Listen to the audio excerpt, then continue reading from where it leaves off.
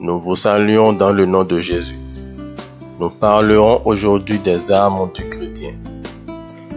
Lisons ensemble ces passages. Passage 1. Éphésiens 6, verset 10. Au reste, fortifiez-vous dans le Seigneur et par sa force toute puissante.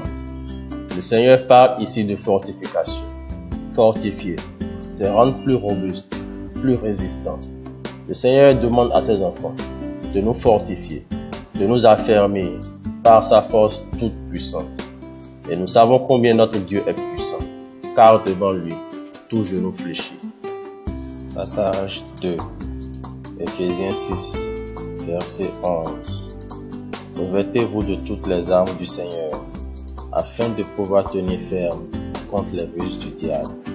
Après avoir été affermis, rendus plus résistants, le Seigneur nous donne des armes pour tenir ferme, des équipements surnaturels, des armes surnaturelles.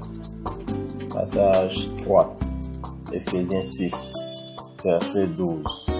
Car nous n'avons pas à lutter contre la chair et le sang, mais contre les dominations, contre les autorités, contre les princes de ce monde de ténèbres, contre les esprits méchants dans les lieux célestes. Dieu sait que notre lutte n'est pas contre la chair et le sang. C'est pourquoi il demande en premier lieu de nous affermir par sa force toute puissante. Car il sait que le diable cherchera tous les moyens pour dévorer, détruire les enfants de Dieu. Dans le domaine de l'armée, la fortification peut être assimilée à l'entraînement. Tout soldat doit d'abord s'entraîner avant de combattre. Alors, comment s'entraîner pour mener le combat contre le diable?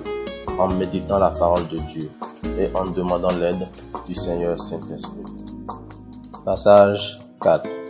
Éphésiens 6, verset 14. Tenez donc ferme, ayez à vos reins la vérité pour ceinture, revêtez la cuirasse de la justice.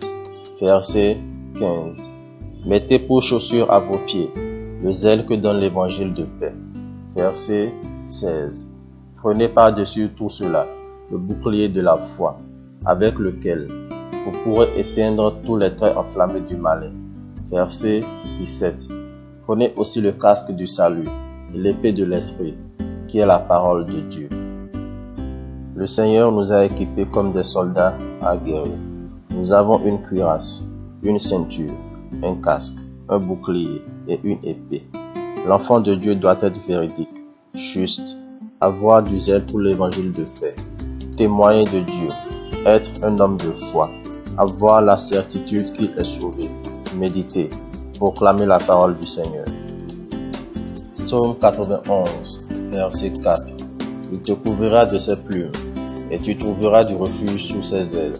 Sa fidélité est un bouclier et une cuirasse. Apocalypse 12. Ils l'ont vaincu à cause du sang de l'agneau et à cause de la parole de leur témoignage. Ils n'ont pas aimé leur vie jusqu'à craindre la mort. Les enfants du Seigneur ont aussi pour avantage la fidélité de Dieu, le sang et le nom de notre Seigneur Jésus-Christ. Nous reviendrons sur tous les éléments cités dans ce message dans les prochains numéros pour un meilleur discernement. Vous venez de connaître l'amour de Dieu pour vous. Si vous croyez en cet amour, il est temps d'agir. C'était le frère Elisha du Centre chrétien d'amour. Partagez ce message avec vos frères, car il est temps pour l'homme de connaître Dieu, de croire en Dieu et d'agir avec Dieu.